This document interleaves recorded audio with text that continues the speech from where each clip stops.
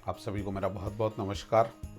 मैं Kishan Sharma, real estate businessman और business coach, आपका स्वागत करता हूं अक्षरधाम एसोसिएट्स में। हम बात करने वाले हैं पोजीशन कॉन्ट्रैक्ट्स की। पोजीशन कॉन्ट्रैक्ट का मतलब होता है कि किस पोजीशन पर क्या क्या मेजर रोल्स एंड रिस्पॉन्सिबिलिटीज़ आपके रहते हैं, उनके बारे में हम लोग बताएंगे। क्योंकि किसी भी ऑर्गेनाइजेशन में जब तक ये क्लियर नहीं होता कि किस पोजीशन पर आप क्या क्या काम करने वाले हैं, तब तक उस ऑर्गेनाइजेशन में काम करना या करवा पाना बड़ा मुश्किल हो जाता है। तो यहाँ पर हमने अपने हर पोजीशन के पोजीशन कॉन्ट्रैक्ट बिल्कुल क्लियरली डिफाइन कर रखे हैं कि हर पोजीशन पे क्या क्या काम होते हैं। तो हम अपने आप को एक लर्निंग ऑर्गेनाइजेशन कहते हैं। उसके पीछे कारण है कि हम सीखने और सिखाने के ऊपर बहुत ज़्यादा हमारा जोर होता है, और वही चीज़ है जो आज तक हमें यहाँ तक इस लेवल पर लेकर के आई है। और आगे हमारा जो विज़न है, जो हमारा मिशन है, वो इसी के ऊपर आधारित है कि हम किस तरह से सीख करके, सिखा करके, हमारे पूरे सारे लोगों को साथ लेकर के हम एक नया भविष्य किस तरह से बना सकते हैं। तो जब बात करता हूँ एक लर्निंग ऑर्गेनाइजेशन की, तो काफ़ी महत्वपूर्ण हो जाता है रोल ट्रेनिंग मैनेजर का। तो आइए हम बात करते हैं ट्रेनिंग मैनेजर के पोजीशन कॉन्ट्रैक्ट्स क्या रहते हैं, क्या उनके रोल्स एंड रिस्पॉन्सिबिलिटीज़ रहते हैं। यहाँ पर एक चीज़ और मेंशन करना चाहूँगा। हमने अपने अभी जो वैकेंसी का जो निकाला था, वहाँ पर हम हमेशा अपने जो है ट्रेनिंग मैनेजर के लिए स्कूल टीचर जो है, जो रिटायर मतलब एक्सपीरियंस्ड हैं, उनको हम तवज्जो देते हैं। इसके साथ साथ जो रिटायर्ड प्रोफेशनल्स हैं, उनको भी हम यहाँ पर प्रेफर करते हैं, क्योंकि उनको पूरे जीवन का अनुभव होता है और वो सिखाने में उनको जो है एक अच्छा भी लगता है, और साथ में उनको सिखाना उनके लिए आसान होता है। तो यदि आप भी इन कैटेगरीज में से कोई हैं, तो बीइंग ए कॉरपोरेट ट्रेनर अगर आप बनना चाहते हैं, तो आप बिल्कुल हमें ज्वाइन करें। क्योंकि यहाँ पर वो सब चीज़ें आप में, देखिए, ये एक ट्रेनर वाली जो बात रहती है आप में, जब आपने पूरी लाइफ इस तरह से एक्सपीरियंस भरी आपकी है, तो वो चीज़ आप में रहती है। बस केवल कुछ टेक्नोलॉजीज़ को, कुछ टूल्स को सीखने की ज़रूरत होती है, तो वो हम मिल करके यहाँ पर सीख सकते हैं। साथ में अगर जो युवा हैं, जिनको लगता है कि वो ये काम आसानी से कर सकते हैं, मैनेजमेंट उन्होंने पढ़ा हुआ है, सेल्स उन्होंने पढ़ा हुआ है, तो वो भी हमारे साथ आकर के हम ये काम मिल करके कर सकते हैं। तो आइए देखते हैं क्या रहने वाले हैं यहाँ पर आपके मेजर रोल्स एंड रिस्पॉन्सिबिलिटीज़। तो बात कर रहा हूँ पोजीशन कॉन्ट्रैक्ट्स की, और position contract for training manager. Training manager के लिए हमारे काम क्या क्या रहते हैं। तो हमारे ट्रेनिंग मैनेजर का सबसे प्रमुख जो कार्य रहता है, जिसमें नीचे 2-3 सब टास्क रहने वाले हैं, तो वो सबसे प्रमुख कार्य रहता है लर्निंग स्ट्रेटेजी डेवलपमेंट और अलाइनमेंट का। यानी वो लर्निंग स्ट्रेटेजी डेवलप करते हैं मैनेजमेंट के साथ बात करके। इसके साथ वो कोलैबोरेट करते हैं एचआर और लीडरशिप से।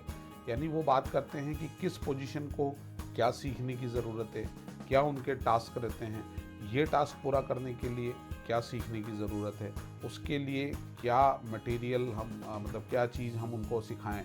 तो ये सारा का सारा जो है पूरा जो है वो एचआर से बात करके, लीडरशिप से बात करके, जो करना है उन बच्चों को या जिस भी पोजीशन में, वो चीज़ उनको करने के लायक हम क्या सिखा करके बना सकते हैं, ये पूरा स्ट्रेटेजी को डेवलप करना पड़ता है। तो ये उनका काम रहता है। इसके साथ साथ वो इफ़िशिएंट सक्सेशन प्लानिंग करते हैं।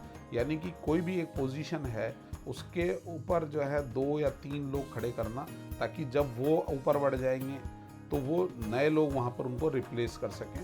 तो वो सक्सेशन प्लानिंग हर पोजीशन वाइज वो पहले से करके रखते हैं, लोगों को सिखा करके रखते हैं, ताकि वो उनका स्थान ले सकें।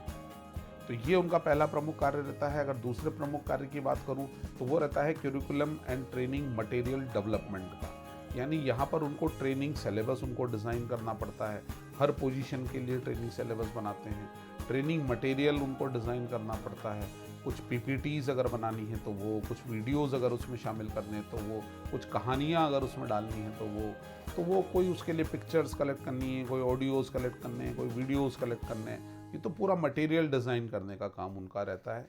इसके अलावा इनोवेटिव लर्निंग सॉल्यूशंस लेके आने का काम उनका रहता है कि क्या क्या तरीके से हम पढ़ा सकते हैं। क्या हम डिजिटल पैनल बोर्ड से पढ़ा सकते हैं, क्या कोई इक्विपमेंट, कोई अपरेटस यूज़ करके हम इन चीज़ों को समझा सकते हैं। तो इस तरह की नई नई चीज़ें वो इधर उधर देख करके, पढ़ करके और वो लेकर के आते हैं। यानी इनोवेटिव लर्निंग सॉल्यूशंस लेकर के आना उनका काम होता है। इसके बाद अगर बात करूं तो लीडरशिप डेवलपमेंट एंड मेंटोरशिप उनका एक प्रमुख कार्य रहता है, जिसमें वो लीडरशिप डेवलपमेंट प्रोग्राम्स ऑर्गेनाइजेशन के अंदर लेकर के आते हैं। हमारे लिए भविष्य के वो लीडर्स तैयार करते हैं। लीडर्स वो लोग होते हैं जो अपनी जिम्मेदारी समझ करके खुद आगे आते हैं और वो ये नहीं देखते कि मुझसे क्या कहा जाएगा, कब कहा जाएगा। उनको लगता है यहाँ पर ज़रूरत है तो वो वहाँ पर अपना कंट्रीब्यूशन देते हैं, वहाँ पर वो काम करते हैं। तो उस तरह के लीडर्स हमारे भविष्य के उनको तैयार करने का वो प्रोग्राम्स बनाते हैं। इसके बाद मेंटोरशिप एंड कोचिंग प्रोग्राम्स वो चलाते हैं बराबर, कि किस तरह से मेंटोरशिप की जाए, कोचिंग की जाए।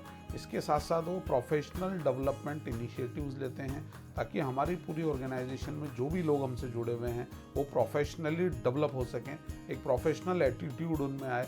तो इस तरह के वो प्रोग्राम्स लगातार चलाते रहते हैं। यानी इस तरह के प्रोग्राम्स लगातार चलाते रहना ये हमारे ट्रेनर का कार्य होता है।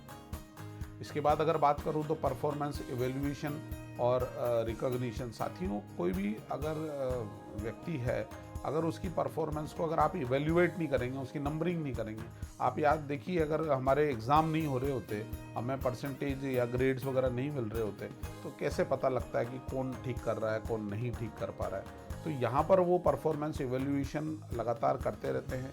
उनके इफ़ेक्टिव असेसमेंट प्रोग्राम्स होते हैं जिनके माध्यम से वो समझ पाते हैं कि कौन अच्छा कर पा रहा है, कौन अच्छा नहीं कर पा रहा है। इसके अलावा वो रेटिंग देते हैं जो हमारे प्रमोशन के लिए, आगे बढ़ने के लिए एक क्राइटेरिया बनती है। जिनकी अच्छी रेटिंग होती है उनको हम जल्दी आगे बढ़ाते हैं, जिनकी नहीं होती है उनको वापस ट्रेनिंग प्रोग्राम में डालते हैं।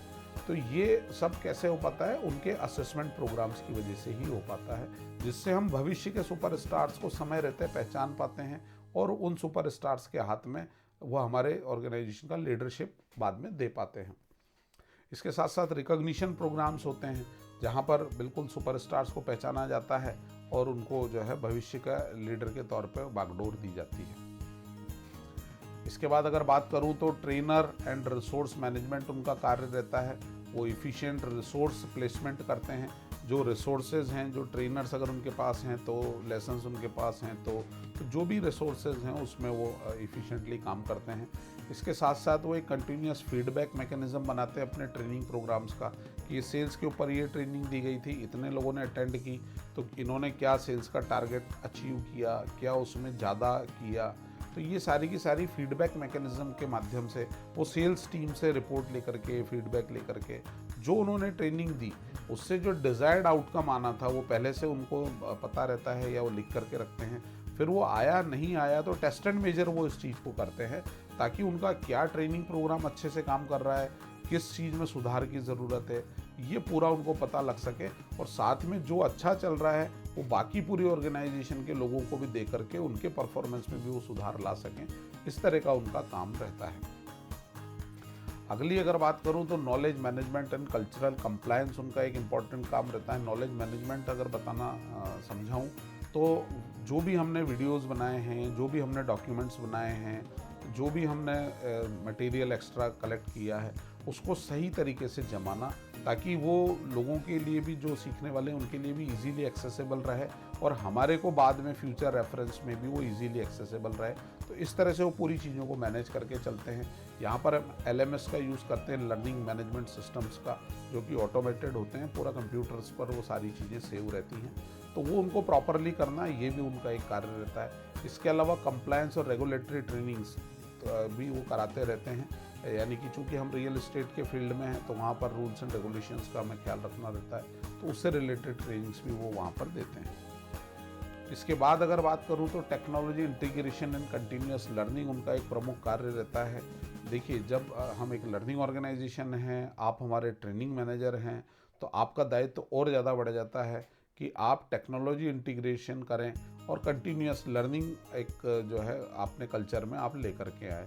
तो टेक्नोलॉजी, नई टेक्नोलॉजीज़ को लेकर के आना, इधर उधर से पता करके हमारे टेक्निकल एग्जीक्यूटिव्स या टेक्निकल टीम से बात करके नई टेक्नोलॉजीज़ को इंट्रोड्यूस करना, कंटिन्यूस लर्निंग को एक कल्चर बना देना, एक DNA बना देना। तो हमारी ऑर्गेनाइजेशन में ऊपर से लेकर नीचे तक सब में वो इंड्यूस हो जाना चाहिए, वो लर्निंग कल्चर नज़र आना चाहिए। हर आदमी सीखते रहना चाहिए, हर आदमी कोई किताब पढ़ते रहना चाहिए। वो भावना, वो चीज़ें पैदा करना आपका काम होता है बीइंग ए ट्रेनिंग मैनेजर। तो साथियों आगे बात करते हैं। आपके रोल्स एंड रेस्पॉन्सिबिलिटीज़ यहीं पूरे होते हैं। उम्मीद करता हूँ आपको समझ में आए होंगे। और हम आगे बात करते हैं आपका ग्रोथ पाथ क्या रहने वाला है एज ए ट्रेनिंग मैनेजर। तो हमारे यहाँ पर शुरुआत होगी ट्रेनर से, क्योंकि अभी हमारे यहाँ पर ये चीज़ हम शुरुआत ही कर रहे हैं। तो ट्रेनर जो रहेंगे वो सबसे पहले जो है पहले ये एडवांस ट्रेनिंग प्रोग्राम्स वगैरह बनाना, ये पूरा का जो है ट्रेनिंग प्रोग्राम्स ये रहता है। इसके बाद सीनियर ट्रेनर की अगर बात करूँ तो वो एडवांस ट्रेनिंग प्रोग्राम्स बनाते हैं और नए ट्रेनर्स को मेंटोरशिप करते हैं, वो उनका सीनियर ट्रेनर का काम होता है। ट्रेनिंग मैनेजर जो होते हैं वो ट्रेनिंग डिपार्टमेंट को पूरे को देखते हैं और ट्रेनिंग स्ट्रेटजीज़ बनाते हैं और एम्प्लॉय स्किल डेवलपमेंट को वो उसकी जिम्मेदारी लेते हैं, गारंटी लेते हैं कि इस लेवल के एम्प्लॉय को ये स्किल्स कराने की मेरी जिम्मेदारी है। तो इस तरह का ट्रेनिंग मैनेजर का काम होता है।